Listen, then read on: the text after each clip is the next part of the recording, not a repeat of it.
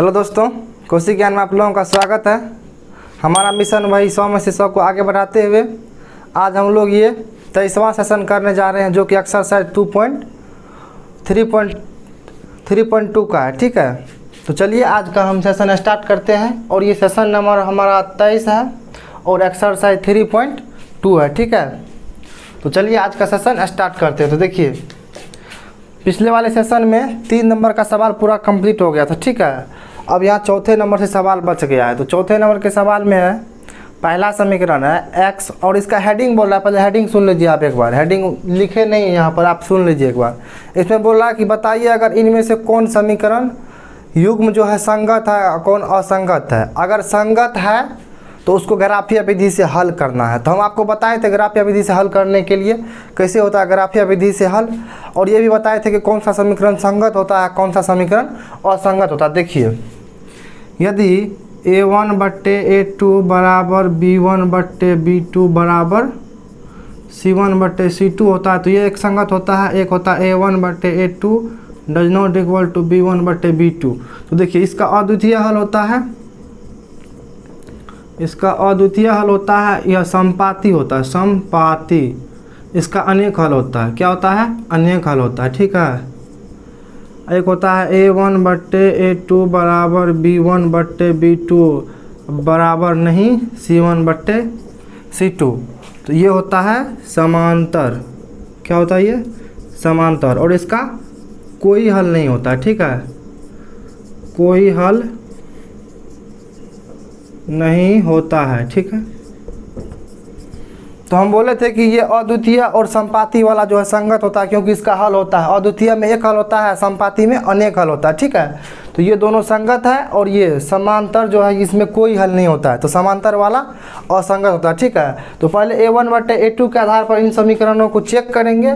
अगर ये संगत होगा, इन दोनों कंडीशन में से किसी एक कंडीशन में आएगा, a1/a2 does not equal to b1/b2 की कंडीशन में आएगा, या फिर a1/a2 बराबर b1/b2 बराबर c1/c2 इस कंडीशन में आएगा, तो वो समीकरण युग्म क्या होगा, संपाती होगा। तो उसको ग्राफीय विधि से हल करेंगे। अगर असंगत आ गया, पहले ही समांतर आ गया, तो उसको वहीं पर छोड़ देंगे। ठीक है, आगे उसका कैलकुलेशन नहीं करेंगे। अगर संगत आ गया तब तो उसको ग्राफीय विधि से हल करना पड़ेगा, अगर नहीं आया तो वहीं पर असंगत लिख करके छोड़ देंगे। ठीक है, तो चलिए स्टार्ट करते हैं आज का क्लास। तो देखिए, पहला सवाल है x + y बराबर 5, 2x + 2y बराबर 10। तो हम आपको बोले थे कि इसको a1x + b1y + c1 के फॉर्मेट में लाना है। तो पहले वाले को हम लिख सकते हैं x + y - 5 बराबर 0। इस 5 को इस साइड लाया, बाकी 0 दिए हैं बराबर में। ठीक है, ये हो गया समीकरण 1। दूसरा समीकरण है 2x + 2y - 10 बराबर 0। ये हो गया समीकरण 2। तो पहले समीकरण में देखिए, a1 बराबर हो गया आपका 1, b1 बराबर 1, c1 बराबर -5। x है और y है, तो x के साथ में एक गुना में रहता है। ये हम आपको बता रहे हैं कि मैथमेटिक्स में जिसके साथ में कुछ नहीं रहता तो उसके साथ में एक हमेशा गुना में रहता है। ठीक है, चाहे कोई भी डिजिट लिखिएगा उसमें एक हमेशा रहता है गुना में। जैसे 10 लिखेंगे तो हम लिख सकते हैं 1 × 10, 20 लिखेंगे तो लिख सकते हैं 1 × 20, x लिखेंगे तो हम लिख सकते हैं 1 × x, y लिखेंगे हम लिख सकते हैं 1 × y। तो देखिए, एक सब में आ रहा है ना, तो मैथ में सब जितना भी डिजिट आता है या जितना भी चर आता है सब में एक गुना में रहता है। ये हमेशा आप याद रखिएगा। और बट्टे में भी एक आप रख सकते हैं किसी भी डिजिट पर, जैसे y/1 सिंगल y भी लिखिए तो बात तो एक ही है ना। तो किसी पर भी नीचे में एक रह सकता है और किसी के गुना में भी एक रह सकता है। मैथ में ये हमेशा रहता है, किसी भी डिजिट हो, चर हो या कोई समीकरण हो। ठीक है, अब देखिए, तो इसको लिख दिए। दूसरे समीकरण में है a2 बराबर आपका हो गया 2, b2 बराबर 2, c2 बराबर -10। ठीक है, तो अब इसको लिखेंगे a1/a2 बराबर ये हो गया आपका 1/2, b1/b2 ये आपका हो गया 1/2, c1/c2 ये आपका हो गया -5/-10। तो ये देखिए, माइनस माइनस कैंसिल हो जाता है, ऊपर नीचे जाता है तो ये कट जाता है। ठीक है, अब देखिए 5 से भागा लगाएंगे 10 में तो 5 दूनी 10, तो ये हो गया 1/2। तो तीनों बराबर है। यहाँ पर लिखेंगे चूँकि A1/A2 बराबर B1/B2 बराबर C1/C2। तो इस कंडीशन में होता है संपाती। समीकरण युग्म क्या होता है? संपाती। असंपाती का क्या होता है? संगत होता है, क्योंकि संपाती का अनेक हल निकलता है। तो यहाँ पर लिख देंगे, इसीलिए समीकरण युग्म संपाती है। ठीक है, तो संपाती है तो ग्राफिया विधि से तो संपाती है लिख दीजिए, नहीं तो आप डायरेक्ट लिख सकते थे यहाँ पर संगत है। क्या है? संगत है। तो संपाती आप नहीं भी लिखिएगा, सिर्फ आप लिख दीजिए यहाँ पर चूंकि या अतः लिख दीजिए समीकरण युग्म संगत है, डायरेक्ट लिखिए आप अतः समीकरण युग्म संगत है। ठीक है, और जो संगत होता है उसको बोल रहा है ग्राफिया विधि से हल करने के लिए। तो ग्राफिया विधि से हल तो करेंगे, तो चलिए पहला समीकरण का मान निकालते हैं x और y का, उसके बाद उस ग्राफिया विधि से हल करेंगे उसको। ठीक है, तो इसको हम मिटा देते हैं, ये तो आपको याद ही होगा, तो वो देख लीजिए एक बार, उतना आप नोट कर सकते हैं। आप अपने साथ कॉपी और कलम दोनों साथ में रखिए और मेरे साथ साथ बनाते जाइए, फिर आपका 100 में से 100 पॉसिबल हो पाएगा। बिना करने से कुछ नहीं होने वाला। ठीक है, अगर कीजिएगा मन से कोई काम तभी होगा। ठीक है, वैसे बोलने से नहीं होगा, तो आपको मेहनत करना पड़ेगा। तो देखिए x + y - 5 बराबर 0 है पहला समीकरण।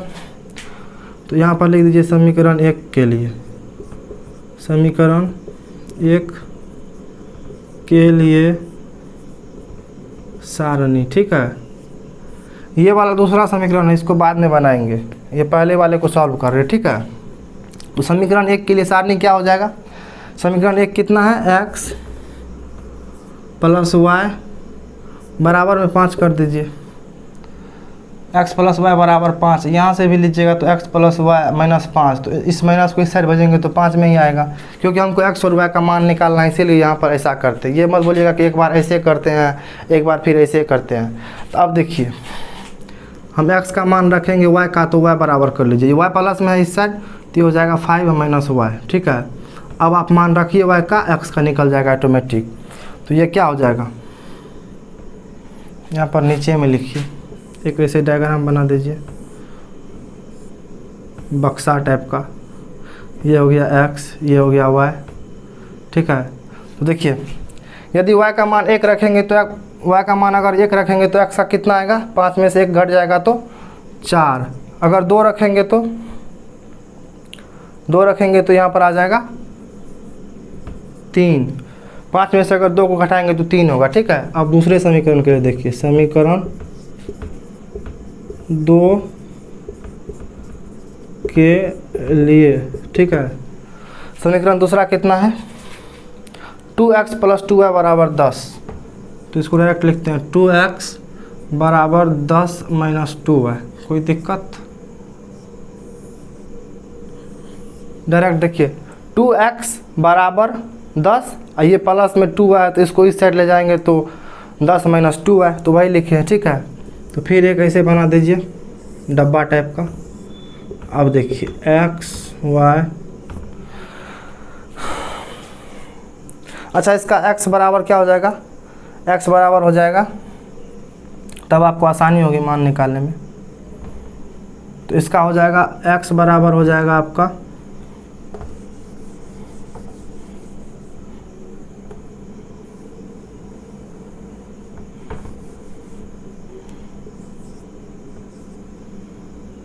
ये हो जाएगा 2x बराबर 10 - 2y। तो इसीलिए x बराबर आपका हो गया 10 - 2y। ये 2 गुना में है x के साथ में, तो ये भाग में हो जाएगा। ठीक है, तो ये हो गया आपका दूसरा। अब इसमें y का मान रख के देख लीजिए, x का ऑटोमेटिक आ जाएगा। तो देखिए इसमें रखते हैं, ये हो गया आपका x, ये हो गया आपका y। ठीक है, तो अगर यहाँ पर 2 के जगह पर 2y के जगह पर अगर y के जगह पर 1 मान लेंगे तो 2 गुने 1 तो 2, और 10 में से 2 जाएगा तो 8, 8 में 2 से भाग लगाएंगे तो 4। तो यदि y का 1 लेते हैं तो x का 4 आता है। ठीक है, अब देखिए अगर 2 लेंगे यहाँ पर y का मान, तो 2 गुने 2 4, 10 में से 4 गया 6, और 6 में 2 से भाग लगाएंगे तो 3 हो गया। यहाँ पर 2 लेंगे तो ये हो जाएगा 3। देखिए दोनों मान सेम ही आ रहा है ना। अगर संपाती होगा तो इस ग्राफ में मान लगभग सेम ही आएगा। और ग्राफ भी बोले थे कि एक ही पर बनेगा दोनों लाइन, ठीक है। आपको हम बताए थे पिछले वाले क्लास में, अगर जो संपाती होता है तो उसका ग्राफ भी सेम ही बनता है। और देखिए इसमें समीकरण भी इसका गुणांक होगा। पहला समीकरण देखिए x + y बराबर 5 है, ये देखिए 2x + 2y बराबर 10 है। सेम इसका जीरोक्स है ये समीकरण, मतलब फोटोकॉपी है, सिर्फ इसमें 2 से गुना किया गया है। 2x इसमें भी 2 से करेंगे तो 2y, इसमें भी 2 से करेंगे तो 10। तो अगर इस टाइप का रहेगा फोटोकॉपी समीकरण, मतलब सिर्फ एक गुना का फर्क रहेगा। देखिए 2 से सब में गुना कर देंगे तो समीकरण सेम ही है। तो इस टाइप का समीकरण आप समझ जाइएगा कि ये संपाती होता है, ठीक है। इसका ग्राफ खींचते हैं। देखिए आप लोग कॉपी में खींचिएगा सीधा ग्राफ कॉपी में, इधर थोड़ा टेढ़ा भी होगा तो आप मैनेज कीजिएगा। चलिए ये हो गया। ये आपका होता है y, ये होता है x, ये होता है y डैश, ये होता है x डैश, ठीक है। और ये हो गया आपका 0। तो देखिए x का मान कितना तक है उतना तक ही लेंगे ग्राफ में। 4 यहाँ पर है, यहाँ पर भी अधिकतम 4 है। तो देखिए 1 2 3 4, ये हो गया 1 2 3 4, ठीक है। ऊपर में भी ले लेते हैं 1 2 3 4, ठीक है। 4 तक ऊपर में भी ले लिए हैं। तो x का देखिए पहला बिंदु कितना कितना आएगा, 4 और 1। x का मान 4 और y का 1। तो x वाले पे 4 ढूंढिए और y वाले पे 1 ढूंढिए। तो x वाले पर 4 यहाँ पर है, y वाले पे 1 यहाँ पर है। तो हम आपको बोले थे कि ये 4 है और ये 1 है, तो 4 के सामने ले जाएंगे और 1 के सामने ले जाएंगे तो यहाँ पर होगा इस कोने पर। तो ये हो गया आपका 4 और 1, ठीक है। ये वाला बिंदु हो गया आपका 4 और 1, ठीक है। दूसरा देखिए, दूसरा है 3 और 2।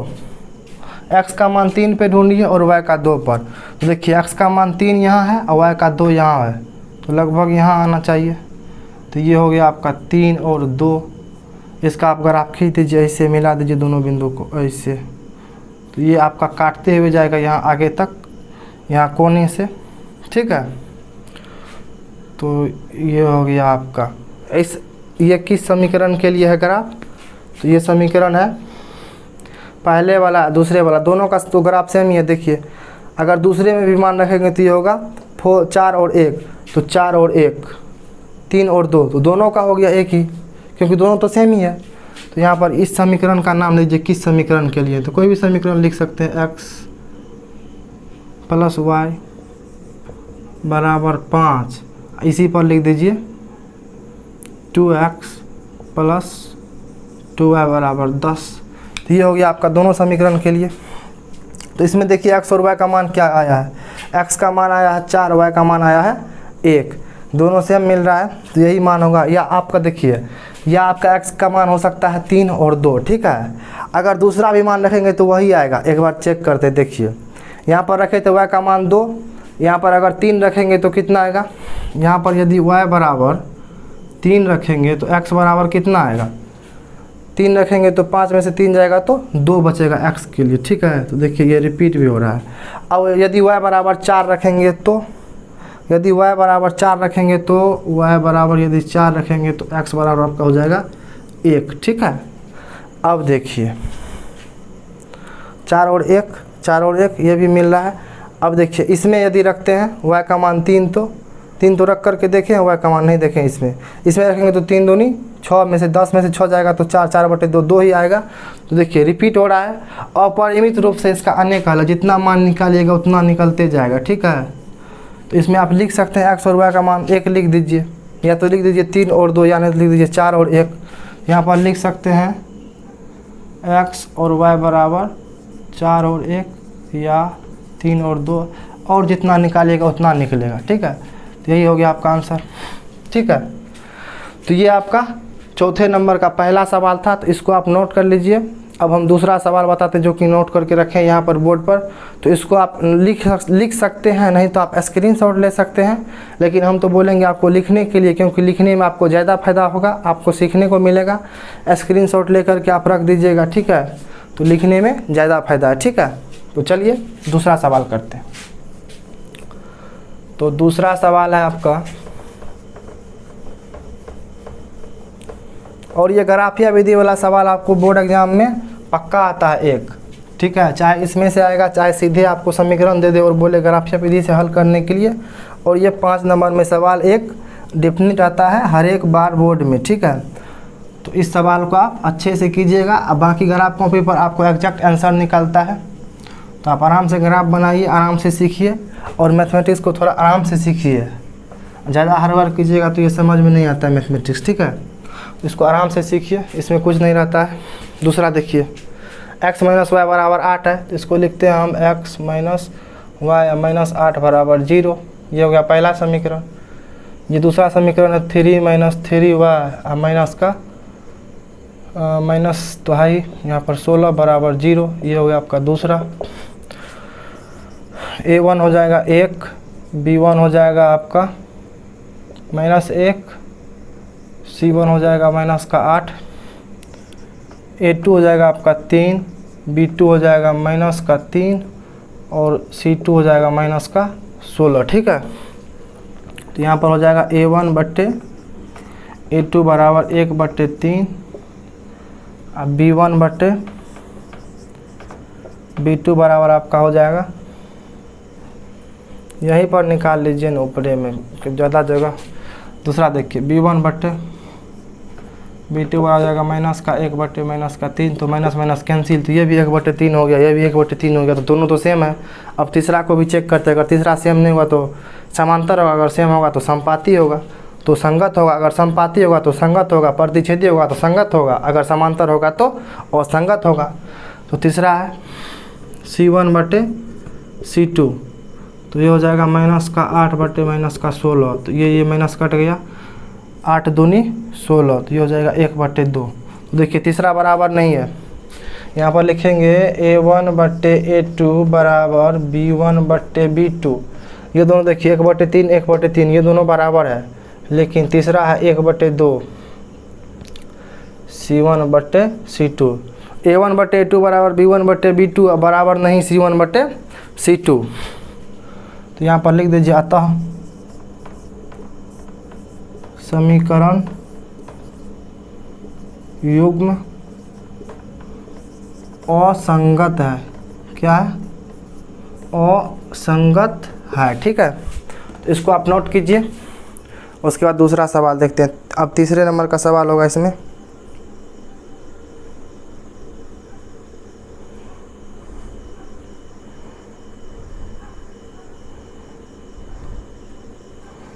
तीसरा समीकरण बोल रहा है, तीसरा समीकरण हम यहाँ पर लिखते हैं, आप उसको नोट कीजिए, तब तक तीसरा ऐसे ही सेट कर देंगे।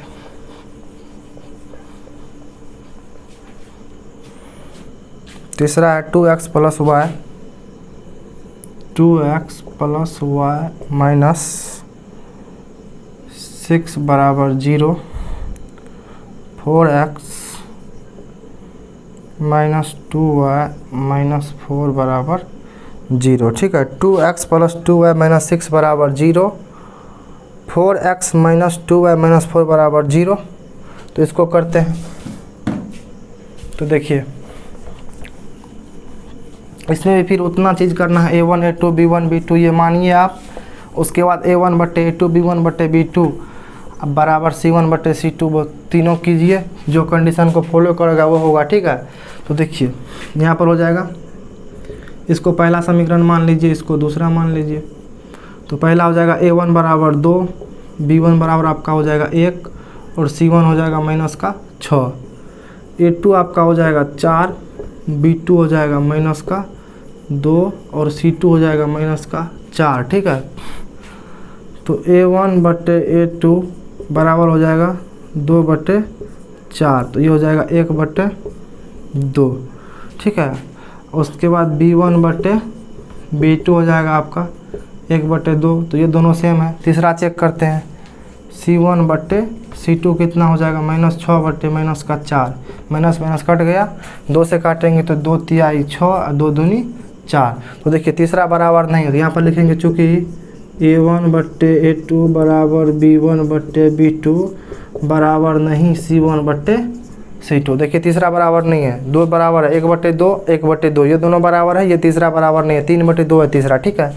तो ये बराबर नहीं, तो ये क्या होता है, समांतर होता है। असमांतर क्या होता है, असंगत होता है। ठीक है, यहाँ पर लिखेंगे अतः समीकरण